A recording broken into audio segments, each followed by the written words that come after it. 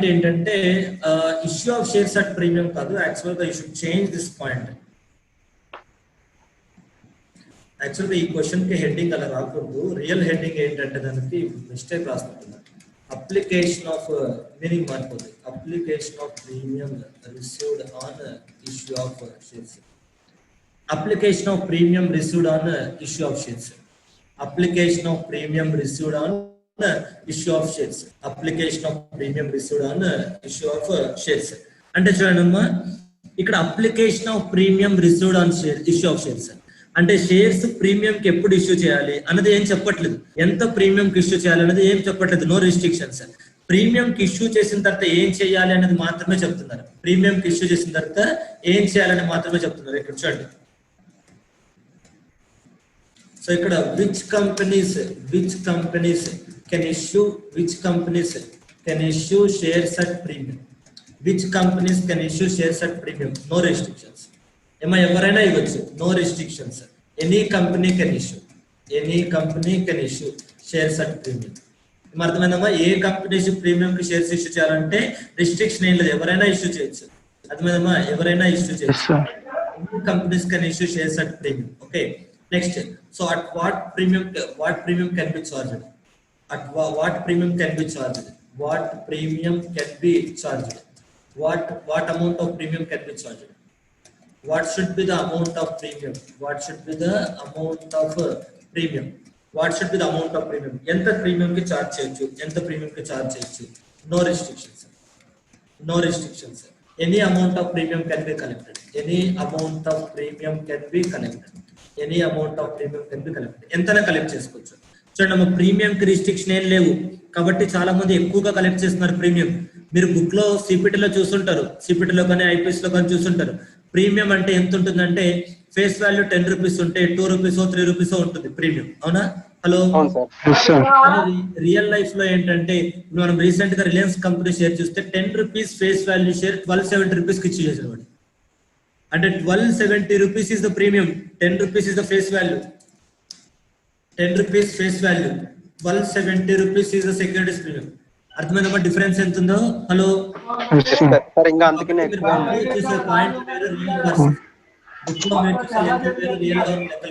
చాలా హెవీగా premium charge చేస్తారు, ఎందుకంటే రిస్ట్రిక్షన్స్ ఏం లేవు కాబట్టి. ఈ పాయింట్ ఎందుకు స్ట్రెస్ చేస్తారంటే మీ చాయిస్. మీరు కూడా షేర్స్ ఇష్యూ చేయాలనుకుంటే ఇష్యూ చేయొచ్చు. ఎస్ఆర్ నో, మీకు ఎంతైనా ప్రీమియం కలెక్ట్ చేసుకోవచ్చు, ఎవరేం రిస్ట్రిక్షన్ ఉండవు. అదే డిబెంచర్స్, బాండ్స్ లేదా బ్యాంక్ లోన్ అంటే తక్కువ కష్టం. ఓకే, సో కానీ ఇక్కడ అలా కాదు, ఎంతైనా మీరు ప్రీమియం ఇష్యూ చేయొచ్చు. There is no restrictions. Any amount of premium can be collected. Okay, what are the conditions? Is there any conditions to be satisfied? Is there any conditions to be satisfied?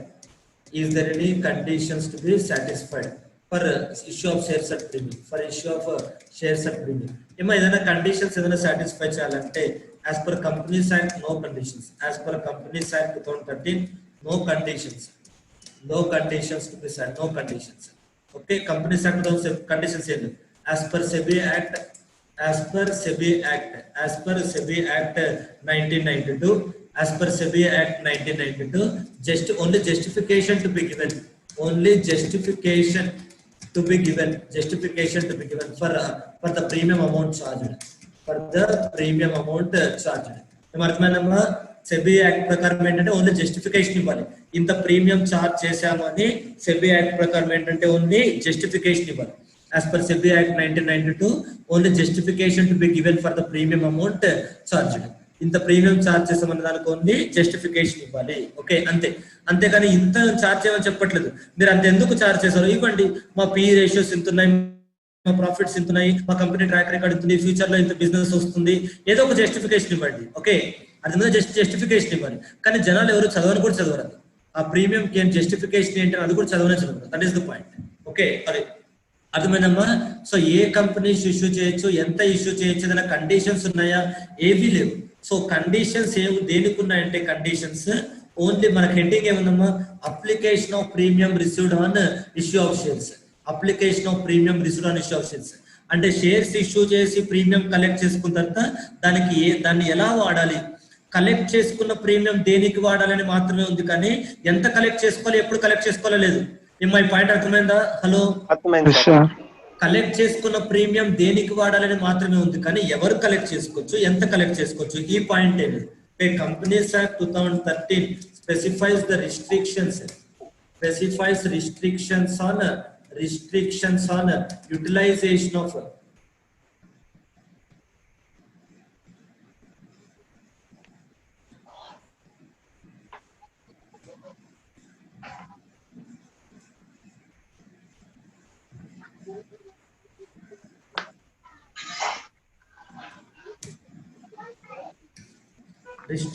on utilization of securities premium, utilization of premium.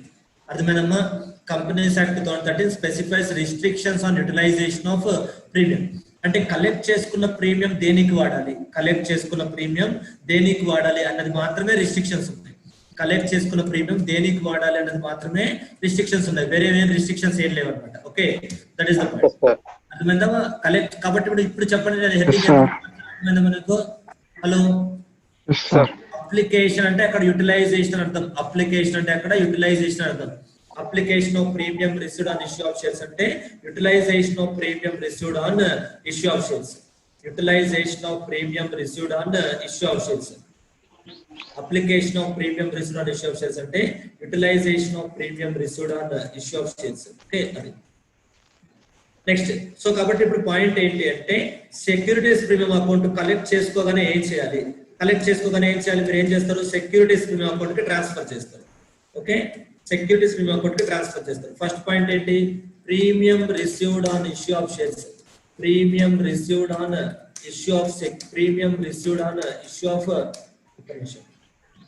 Premium received on issue of securities shall be transferred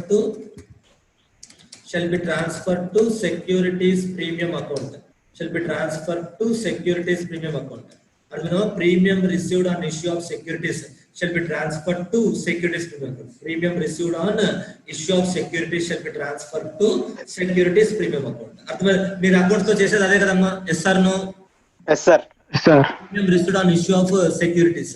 ఇక్కడ ఏంటంటే premium received on issue of securities. Premium received whether in cash అంటే ఈ premium received అంటే amount or value of premium. Amount or value of premium. Amount value ఎందుకన్నాను అంటే shares cash కి issue చేస్తే amount వస్తుంది, షేర్స్ కైండ్ కి issue చేశారనుకోండి మీకు ఉంటాయి కదమ్మా issue of shares for consideration other than cash అని. Hello, issue of shares for consideration other than cash అని అంటే మెషినరీ కొన్ని షేర్స్ ఇవ్వడం ఇలాంటివి ఉంటాయి కదా. హలో, సో కాబట్టి అలా అది వాల్యూ అనమాట. Amount or value of premium received on issue of shares. Amount or value of premium received on issue of shares security shall be transfer to the securities premium account. Okay, అర్థమైందా? మా securities premium account కి transfer చేయాలి. అది first point. అది first point, transfer of premium అనేది first point. Okay, so that is the point. Provisions relating to reduction of share capital shall apply to such account as if such account is a paid up share capital of the company. As if such account is a paid up share capital of the company. ఇక్కడ ఇంకొక point ఏం రాస్తామంటే first in case of companies prescribed under section 133.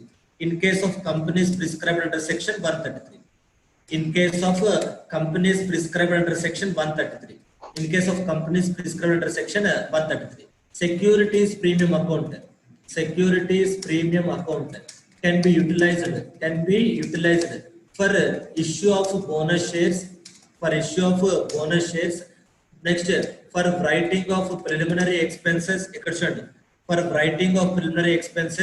and buyback of shares, for writing of preliminary expenses, for writing of issue expenses, for writing of issue expenses and for buyback of shares. అంటే దేనికి వాడుకోవచ్చు అమ్మా అంటే ఆ 3 purpose కి వాడుకోవచ్చు. And for buyback of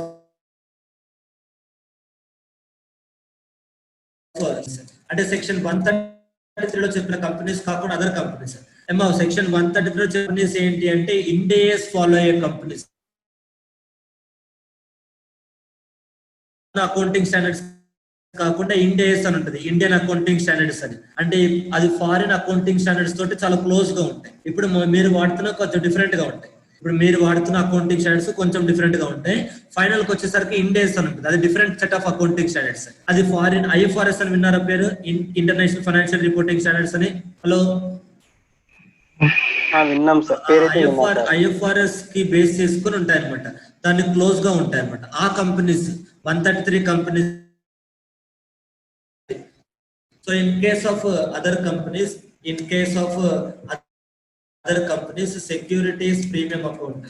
securities premium account can be utilized for same issue of bonus shares, for writing of issue expenses, for buyback of shares. Next, for buyback of shares tarvata for payment of premium on redemption of preference shares, for payment of premium on redemption of preference shares, and for writing of preliminary expenses. ఈ purpose కి వాడుకోవచ్చు అనమాట. Okay, అది so ఇక్కడ వీళ్ళు ఏ purpose కి utilise అంటే can be utilised for ఈ 3 పర్పస్ కి వాడుకోవచ్చు. ఏంటి వీళ్ళు 3 పర్పస్ కి వాడుకోవచ్చు. A issue of bonus shares, next writing of preliminary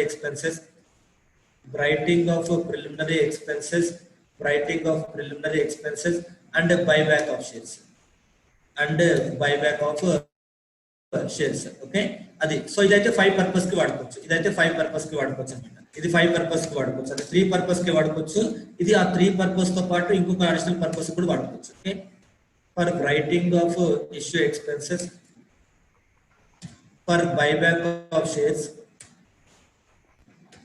for payment of premium on redemption of preference shares, and for writing of preliminary expenses. ఈ 5 purpose కి వాడుకోవచ్చు అదర్ కంపెనీస్ అవుతాయి. Okay, next so last point ఏంటంటే securities premium account పైన చెప్పిన purpose కాకుండా other purpose కి వాడితే దాన్ని రిడక్షన్ ఆఫ్ షేర్ క్యాపిటల్ గా ట్రీట్ చేస్తారు.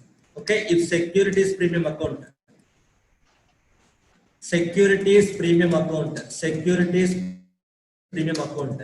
is treated as a utilized point.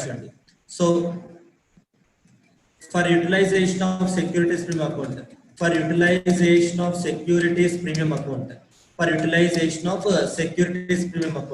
the provisions relating to reduction of capital will be applicable. Reduction of share capital shall apply. For utilization of securities premium account, the provisions relating to reduction of share capital apply. Okay, so లేదా ఇలా రాసుకోవచ్చు. Utilisation కాకుండా for provisions relating to reduction of share capital shall apply.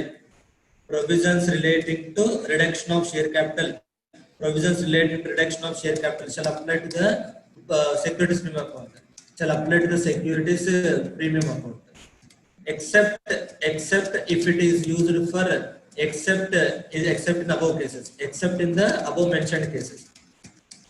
అంటే except in the above mentioned cases అంటే ఏంటంటే పైన మనం purpose ఇచ్చాం కదా, సెక్యూరిటీస్ ప్రీమియం అకౌంట్ ఏ పర్పస్ కి వాడాలని.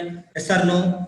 Yes sir. సో ఆ పర్పస్ కి కాకుండా మీకు అదర్ పర్పస్ కి వాడితే అది రిడక్షన్ ఆఫ్ క్యాపిటల్ గా ట్రీట్ చేస్తారు. ఆ పర్పస్ కి కాకుండా మీరు అదర్ పర్పస్ కి వాడితే దాన్ని రిడక్షన్ ఆఫ్ క్యాపిటల్ గా ట్రీట్ చేస్తారు అనమాట. అది so if utilize that amount for purpose other than the above mentioned purpose, it is treated as a reduction of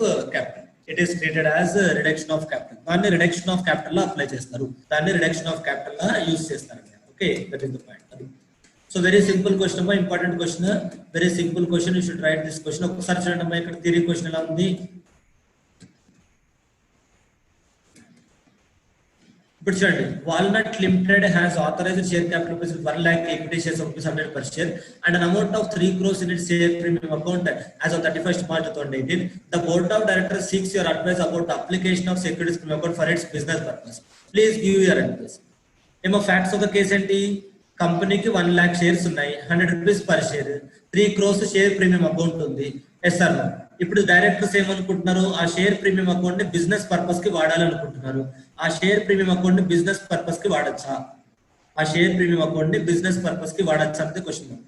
ఏమో ఆ share premium account business purpose కి వాడచ్చా? The answer is no. ఎందుకంటే అక్కడ కింద మనం డిస్కస్ చేసిన పర్పస్ తో లేదు కదా.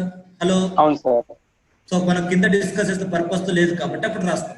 As per section 52 of the Companies Act 2013, securities premium account can be utilized only for the below mentioned purpose. Accordingly, in the given case, the company cannot apply the securities premium account for business purpose. Something. Okay, ఒక half page lo vastund answer. As per Companies Act 2013, securities premium account can be utilized for the below mentioned purpose. In the given case, the proposed purpose is of business purpose. Therefore, it is not permitted. therefore it is not the, therefore ఇక్కడ ఏమని రాస్తాం, the please give your advice అంటే ఏమని రాస్తాం, board of directors cannot apply the securities premium account for the business purpose. అది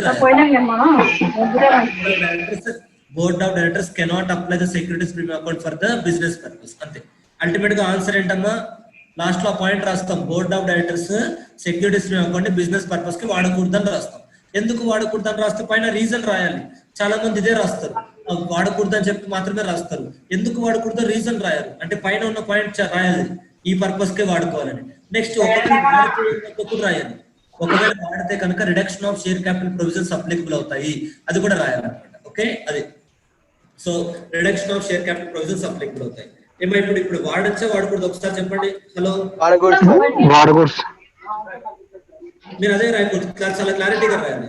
వాడకూడదు, వాడితే reduction of share capital provisions applicable అవుతాయని రాయాలి, రెండు రాయాలి. వాడితే reduction of share capital provisions applicable అవుతాయి అన్నది రాయకపోతే మళ్ళీ మీకు మార్క్స్ రావు, ఫుల్ మార్క్స్ రావు. అర్థమవుతుందా? హలో, వాడితే reduction of share capital provisions applicable కావాలని రాశారనుకో, ఆ పాయింట్ రాయకపోతే మళ్ళీ మీకు ఫుల్ మార్క్స్ రావు. అది కాంప్రహెన్సివ్ గా ఉండాలి, ఆన్సర్ అనేది కాంప్రహెన్సివ్ గా ఉండాలి, అంటే ఫుల్ గా రాయాలి, అన్ని యాంగిల్స్ నుంచి ఆలోచించాలి, సగం సగం రాయకూడదు అనమాట. ఓకే, వాడకూడదని చెప్పేస్తే అలా వాడే ఆప్షన్ కూడా ఉంది కదా. If they are ready to follow the provisions of reduction of share capital they can utilise. ఏమో అవునా కదా? హలో, వాళ్ళు ఒకవేళ reduction of share capital provisions follow అవడానికి రెడీగా ఉంటే ఇంక మీరెందుకు అభ్యర్థన చెప్తారు, వాడకూడదని ఎలా చెప్తారు? వాడచ్చు, వాడితే అది అప్లికబుల్ అవుతుంది. దాన్ని ఫాలో అవ్వడానికి ఈ reduction of share capital provisions ఉన్నాయి, అది మనకు సెక్షన్ 66 లో వస్తుంది. If you are ready to follow section 66 there is no prohibition for you, you can utilize for any purpose. If you can't follow section 66 then you cannot apply. అర్థమైందమ్మా? Hello, అది so కాబట్టి section 66 follow అయ్యే దమ్ము మీకుంటే follow అవ్వండి, no problem. అది లేకపోతే అప్పుడు మీకు ప్రాబ్లం వస్తుంది. ఓకే, అది సో ఇది ఇష్యూ ఆఫ్ షేర్స్ అంటే డిస్కౌంట్, ఇది ఇష్యూ ఆఫ్ షేర్స్ అంటే discount. Next prohibition. A company shall not issue shares at a discount. Any shares issued by a company at a discounted price shall be bought. అమ్మ shares discount కి ఇవ్వకూడదు, ఇస్తే ఏమవుతుంది? బైడ్ అవుతుంది. Shares discount కి ఇవ్వకూడదు, ఇస్తే బైడ్ అవుతుంది. ఈ 2 కేసెస్ లో షేర్స్ డిస్కౌంట్ ఇవ్వచ్చు. ఏంటా 2 కేసెస్? స్వెట్ ఈక్విటీ షేర్స్ ఒకటి. ఏంటా 2 కేసెస్ అంటే స్వెట్ ఈక్విటీ షేర్స్ ఒకటి. Next A company May issue shares at a discount to its creditors when their debt is converted into shares in pursuance of any statutory resolution plan or debt restructuring scheme. Okay, అది అర్థమైందమ్మా? Sweat equity shares కి ఇవ్వచ్చు, sweat equity shares అయితే discount కి ఇవ్వచ్చు, sweat equity shares అయితే discount కి ఇవ్వచ్చు. స్వెట్ ఈక్విటీ షేర్స్ కాకుండా ఈ కాన్సెప్ట్ ఉంటుంది, కార్పొరేట్ డెట్ రీస్ట్రక్చరింగ్ అని. ఆర్బీఐ వాళ్ళు అప్రూవ్ చేసిన స్కీమ్ ఉంటుంది, కార్పొరేట్ డెట్ రీస్ట్రక్చరింగ్ స్కీమ్ అని. ఆ స్కీమ్ ప్రకారం ఇవ్వచ్చు. అది either for sweat equity shares కానీ లేదా ఆర్బీఐ అలో చేసిన డెట్ రీస్ట్రక్చరింగ్ స్కీమ్ కానీ, ఆ రెండిట్లో ఏదో ఒక పర్పస్ కి అయితే డిస్కౌంట్ కి ఇవ్వచ్చు. అంతేగాని ఇంకా వేరే ఏ పర్పస్ కి కూడా షేర్స్ డిస్కౌంట్ కి ఇవ్వకూడదు. అది ఇస్తే ఏంటంటే దీస్ ఆర్ ద కాన్సిక్వెన్సెస్. ఇస్తే ఏంటంటే దీస్ ఆర్ ద కాన్సిక్వెన్సెస్. ఇస్తే ఏంటంటే దీస్ ఆర్ ద కాన్సిక్వెన్సెస్. ఇవ్వకూడదు, వైడ్. ఇవ్వకూడదు, ఇస్తే వైడ్ అవుతుంది. దేనికి ఇవ్వచ్చు? ఈ పర్పస్ కి ఇవ్వచ్చు. దేనికి ఇవ్వచ్చు అంటే ఈ పర్పస్ కి ఇవ్వచ్చు అనమాట. ఓకే, అది దట్ ఈస్ ద పాయింట్. అర్థమైందమ్మా? రెండే పాయింట్స్ అక్కడ. షేర్స్ డిస్కౌంట్ కి ఇవ్వకూడదు, ఇస్తే వైడ్ అవుతుంది. ఎప్పుడు ఇవ్వచ్చు? Exceptional cases. Sweat equity shares కి ఇవ్వచ్చు. నెక్స్ట్ ఆర్బీఐ అప్రూవ్ చేసిన డెట్ రీస్ట్రక్చరింగ్ ప్లాన్, దానికి కూడా ఇవ్వచ్చు. Okay, not for any other cases. Okay,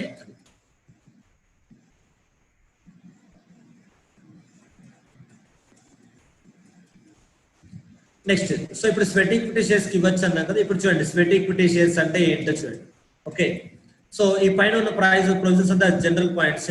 sweat equity shares unlisted, listed company అయితే సెబీ రెగ్యులేషన్స్ ఫాలో అవుతారమ్మా. లిస్టెడ్ కంపెనీ అయితే రెగ్యులేషన్స్ మేడ్ బై సెబీ. నేను హెడ్డింగ్ ఏం పెట్టానమ్మా మీకు? అప్లికబుల్ ప్రొవిజన్స్ అని కదా పెట్టింది. లిస్టెడ్ కంపెనీ అయితే regulations made by SEBI applicable అవుతాయి. అన్లిస్టెడ్ కంపెనీ అవుతే ఈ రూల్స్ అప్లికబుల్ అవుతాయి. అన్లిస్టెడ్ కంపెనీ అయితే ఈ రూల్స్ అప్లికబుల్ అవుతాయి అంతే. స్వెట్ ఈక్విటీ షేర్స్ కి లిస్టెడ్ కంపెనీ అయితే సెబీ రెగ్యులేషన్స్ అప్లికబుల్ అవుతాయి, అన్లిస్టెడ్ కంపెనీకి అయితే ఆ రూల్స్ అప్లికబుల్ అవుతాయి. అక్కడతో ఆగిపోతుంది. Right. Next sweat equity share అంటే ఏంటి సార్? స్వెట్ ఈక్విటీ షేర్స్ ఎవరికి ఇస్తున్నాము, ఎందుకు ఇస్తున్నాము? రెండే క్వశ్చన్స్. స్వెట్ ఈక్విటీ షేర్స్ ఎవరికి ఇస్తున్నాము, ఎందుకు ఇస్తున్నాము? సో స్వెట్ ఈక్విటీ షేర్స్ ఎవరికి ఇస్తున్నాము? డైరెక్టర్స్ కి, ఎంప్లాయీస్ కి ఇస్తున్నాం. డైరెక్టర్స్ కి, ఎంప్లాయీస్ కి ఇస్తున్నాం. ఎందుకు ఇస్తున్నాం వాళ్ళకంటే they provided intellectual property rights are value additions to the company. Provide intellectual property rights are value additions to the company. అంటే డైరెక్టర్స్ సొంతంగా ఏదైనా ఆలోచించి ఆ నేమ్ లోనే ఉంది కదా IPR అంటారు, దాన్ని ఇంటలెక్చువల్ ప్రాపర్టీ రైట్స్ అంటారు. అంటే ఒక పేటెంట్ కనుక్కోవడము. ఇప్పుడు వ్యాక్సిన్ కనుక్కున్నారు కదా, అది కూడా ఒక పేటెంట్. అంటే వాళ్ళ తెలివితేటలుకున్న డబ్బులు అనమాట. ఒక బ్రాండ్ నేమ్ కనుక్కోవడము, ఒక లోగో డిజైన్ చేయడము, ఓకే, ఇంటలెక్చువల్ ప్రాపర్టీ రైట్స్, ఒక బ్రాండ్ నేమ్ కనుక్కోవడము, ఒక లోగో డిజైన్ చేయడము, సో ఇలాంటివన్నీ ఇంటలెక్చువల్ ప్రాపర్టీ రైట్స్. అది కనుక్కున్నందుకు ఇస్తున్నారు. ఏమో 2 పాయింట్స్ క్లియర్ గా అర్థమయ్యాయా? స్వెట్ ఈక్విటీస్ ఎవరికి ఇస్తున్నామో, ఎందుకు ఇస్తున్నాము? హలో, డైరెక్టర్స్ ఎంప్లాయీస్ కి ఇస్తున్నాము. ఎందుకు అంటే వాళ్ళ కంపెనీకి ఏమి ఇచ్చారంటే ఇంటలెక్చువల్ ప్రాపర్టీ రైట్స్ ఇచ్చారు. మరి వాళ్ళ దగ్గర నుంచి డబ్బులు ఏం తీసుకోవట్లేదు అంటే, తీసుకోవచ్చు తీసుకోకపోవచ్చు, మీ చాయిస్. అంటే షేర్స్ ఇప్పుడు ఫర్ ఎగ్జాంపుల్ ₹1,00,000 అనుకోండి, వాళ్ళు ఇచ్చిన ఇంటలెక్చువల్ ప్రాపర్టీ వర్త్ 50,000 అనుకోండి, 50,000 వాళ్ళు క్యాష్ ఇవ్వాలి కదా. ఎస్ఆర్ లో వాళ్ళు ఇచ్చిన ఇంటలెక్చువల్ ప్రాపర్టీ వర్త్ ఏమో 2 lakhs, మనం ఇస్తున్న షేర్స్ వర్త్ ఏమో 3 lakhs. అంటే ఇంకొక 1 lakh ఎక్స్ట్రా ఇవ్వాలి కదా వాళ్ళు. Yes or no?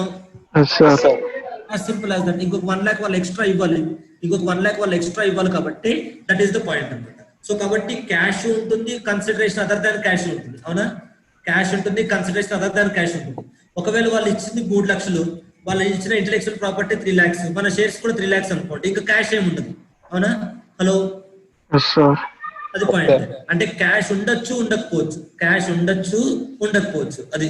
సో క్యాష్ ఉండకపోవచ్చు, that is the point. Okay, అది. నెక్స్ట్ ఎంప్లాయీస్ ఎవరికి ఇష్యూ చేయించినది మాత్రమే చూస్తున్నాం. పర్మనెంట్ ఎంప్లాయీస్ కి ఇస్తాం, in India outside India. Whole time director or not, ఎవరికైనా ఇస్తాం. చూడండి, స్వెట్ ఈక్విటీ షేర్స్ ఎవరికి ఇస్తామంటే ఎంప్లాయీస్ కి ఇస్తాం. ఏ ఎంప్లాయీస్ కి? పర్మనెంట్ ఎంప్లాయీస్ కి ఇస్తాం. కాంట్రాక్ట్ ఎంప్లాయీస్ కి, టెంపరీ ఎంప్లాయీస్ కి ఇవ్వం. సరే, పర్మనెంట్ ఎంప్లాయీస్ ఎక్కడ వర్క్ చేయాలి? ఇండియాలో వర్క్ చేస్తా, ఫారిన్ లో వర్క్ చేస్తా, ఎక్కడ వర్క్ చేస్తా నో ప్రాబ్లం. మన కంపెనీ ఎంప్లాయీ కదా, అంతే important. Working in India outside India immaterial. Next అలాగే డైరెక్టర్స్ కి ఎవరికి ఇస్తాం? ఏ డైరెక్టర్ కైనా ఇస్తాం. అది హోల్ టైమ్ డైరెక్టర్ అయినా, పార్ట్ టైం డైరెక్టర్ అయినా, ఎవరికైనా ఇస్తాం. ఎంప్లాయీకి అయితే మళ్ళీ పార్ట్ టైం ఎంప్లాయీకి ఇవ్వము. ఎంప్లాయీకి అయితే టెంపరీ ఎంప్లాయీకి, కాంట్రాక్చువల్ ఎంప్లాయీకి ఇవ్వము. డైరెక్టర్ అయితే హోల్ టైమ్ డైరెక్టర్ అయినా, పార్ట్ టైం డైరెక్టర్ అయినా, ఎవరికైనా ఇస్తాం. అర్థమైందమ్మా? నెక్స్ట్ ఎవరికి ఇస్తాం అంటే మన కంపెనీలో ఉన్న ఎంప్లాయీస్ కి, డైరెక్టర్స్ కి మాత్రమే కాదు, మన హోల్డింగ్ కంపెనీలో ఎంప్లాయీస్ డైరెక్టర్స్ కి, మన సబ్సిడరీ కంపెనీలో ఉన్న ఎంప్లాయీస్ డైరెక్టర్స్ కి ఎవరికైనా ఇవ్వచ్చు. అది అంటే ఇక్కడ దాని అర్థం ఏంటంటే, మన కంపెనీలో ఉన్న ఎంప్లాయీస్ కి మనం ఏ షేర్స్ ఇవ్వచ్చు.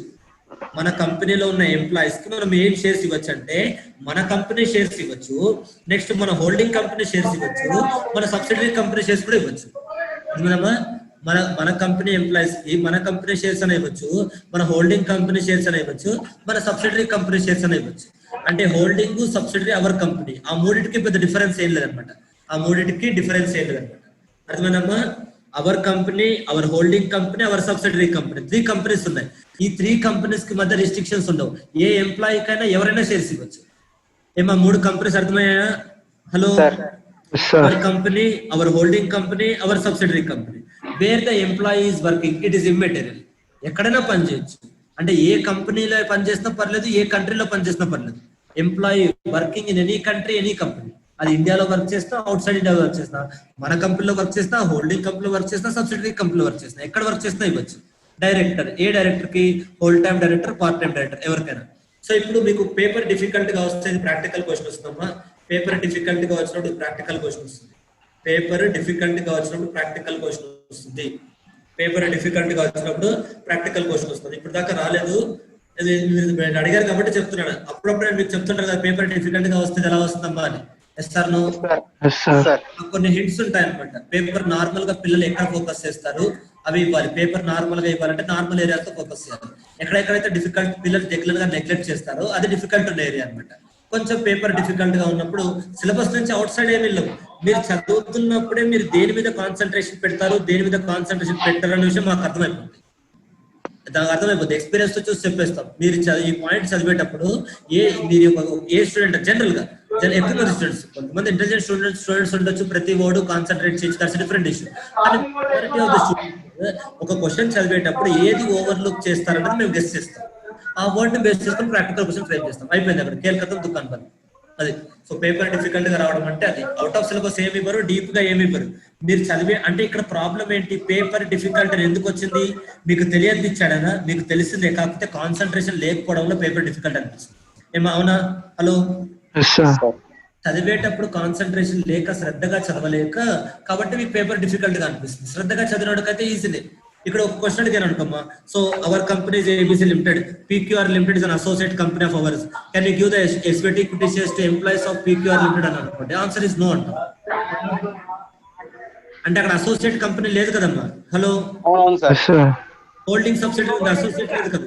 అంటే మీరు ఆ పాయింట్ సరిగ్గా చదవరు. అసలు ఈ ఎంప్లాయీ డెఫినేషన్ చదవరు చాలా మంది మేధావులు. ఎంప్లాయీ డెఫినేషన్ చదవరు. ఓకే, చదివినా ఈ employee of director holding subsidiary చదువుతారు కానీ అసోసియేట్ చదవరు.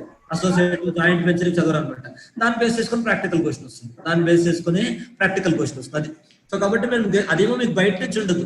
ఈ కాన్సన్ట్రేషన్ ఉంటే ఓహో మన కంపెనీ, మన హోల్డింగ్ కంపెనీ, మన సబ్సిడరీ కంపెనీ అంతే. మన అసోసియేట్ కంపెనీ ఉండదు. అవర్ కంపెనీ మిడిల్ లో ఉంటదమ్మా. మన కంపెనీకి పైన ఏముంటది? హోల్డింగ్ కంపెనీ ఉంటుంది. మన కంపెనీకి డౌన్ లో ఏముంటది? సబ్సిడరీ కంపెనీ ఉంటుంది. మన కంపెనీకి రైట్ టు లెఫ్ట్ ఏముంటాయి? అసోసియేట్ కంపెనీస్ ఉంటాయి. అవునా? మన కంపెనీకి right to left associate companies ఉంటాయి. అంటే రైట్ టు లెఫ్ట్ ఉన్న కంపెనీస్ కి రావు, టాప్ బాటం ఉన్న కంపెనీస్ మాత్రమే వస్తాయి. ఎస్ సార్ నో అది. సో కాబట్టి పేపర్ డిఫికల్ట్ గా వచ్చినప్పుడు అది అవుట్ సైడ్ ఇండియాలో వర్క్ చేసిన నో ప్రాబ్లం. కానీ సబ్సిడరీ హోల్డరింగ్ కంపెనీకి అయితే ఇస్తారు, కానీ అసోసియేట్ కంపెనీకి అయితే ఇవ్వరు. అసోసియేట్ కంపెనీకి అయితే ఇవ్వరు అనమాట. ఓకే, అది. సో కాబట్టి ఇక్కడ క్వశ్చన్ పేపర్ సెట్ చేసే వాళ్ళు కూడా పాత ప్రీవియస్ ఎగ్జామ్ లో ఏం క్వశ్చన్స్ వచ్చాయి, లేదా ఏదైనా ఆథర్ బుక్ లో ఏం వచ్చాయి అదే తిప్పిస్తారు. కానీ మీరు ఇప్పుడు ఒక పాయింట్ ఏంటంటే ఒక ఎగ్జామ్ లో ఒక క్వశ్చన్ వచ్చింది అనుకోండి, అది మెటీరియల్ ఇవ్వడం గొప్పతనం కాదు. ఎందుకంటే ఆ ఎగ్జామ్ రాసిన తర్వాత కొత్త వాళ్ళకు ఉపయోగపడుతుంది, కానీ ఆ ఎగ్జామ్ రాసినట్టు అది ఉండదు కదా. ఏమా yes sir no? Yes sir. Associate company point చెప్పాను, మీకు మెటీరియల్ లో లేదు, ఎగ్జామ్ లో వచ్చింది అనుకోండి ఉపయోగపడుతుంది. ఎగ్జామ్ లో వచ్చిన తర్వాత నేను మెటీరియల్ లో ఇంక్లూడ్ చేశాను అనుకోండి, అది ఉపయోగం లేదు కదా. హలో, మీరు లాస్ అయిపోయినట్టే, మీ తర్వాత మీ జూనియర్స్ కు ఉపయోగపడుతుంది. అవునా? అవును సార్. మీరు అబ్జర్వ్ చేయండి, ఎగ్జామ్ లో వచ్చిన క్వశ్చన్స్ ఆ కోచింగ్ ఇన్స్టిట్యూట్స్ మెటీరియల్ లో పెడుతున్నారా? కోచింగ్ ఇన్స్టిట్యూట్స్ మెటీరియల్ లో పెట్టిన క్వశ్చన్స్ ఎగ్జామ్ లో వస్తున్నాయా? ఏది కరెక్ట్ అంటారు? ఎగ్జామ్ లో వచ్చిన తర్వాత కదా వాళ్ళు ఇంక్లూడ్ చేస్తున్నారు. అవునా? రాసిన పరిస్థితి ఏంటి? అమ్మ ఈ మెటీరియల్ బాగుంది, చాలా ప్రాక్టికల్ క్వశ్చన్స్ ఇచ్చారు అనుకుంటారు, కానీ ఎక్కడి నుంచి ఇచ్చాడు వాడు? ఆల్రెడీ వచ్చిన తర్వాత ఇచ్చాడు. అంటే ఫ్యూచర్ వాళ్ళకు ఉపయోగపడుతుంది, పాత వాళ్ళకు ఉపయోగపడుతుంది. క్వశ్చన్ పేపర్ మొత్తం ప్రీవియస్ ఎగ్జామ్ క్వశ్చన్స్ రిపీటెడ్ ఉండవు కదమ్మా. అవునా కదా? మరి కాబట్టి కొత్త వచ్చినప్పుడు ఎలా ఎక్స్పీరియన్స్ తో చెప్పాలి, ఇది వస్తుంది ఇది రాదు అని, ఇది ఇప్పుడు దాకా ఇది వచ్చింది ఇది రాదు అని ఐడెంటిఫై చేయగలగాలి. అది so that is the point అనమాట. అలా ఐడెంటిఫై చేయకపోవడం వల్లే these are the consequences. Experience ఉంటే చెప్తారు. చిన్న చిన్న పిల్లలు వచ్చి మేము కూడా చెప్తాం, రీసెంట్ గా పాస్ అయిన తర్వాత మేము కూడా చెప్తాం అంటే అది కరెక్ట్ కాదు. They don't know which provision they can be tested in the exam. Question paper set చేసే వాళ్ళు ఎవరు క్వశ్చన్ పేపర్ సెట్ చేస్తున్నారు? Nobody nose all this points. Next ఈ వాల్యూ అడిషన్స్ కండిషన్స్ అవన్నీ నెక్స్ట్ క్లాస్ లో డిస్కస్ చేద్దాం. Okay.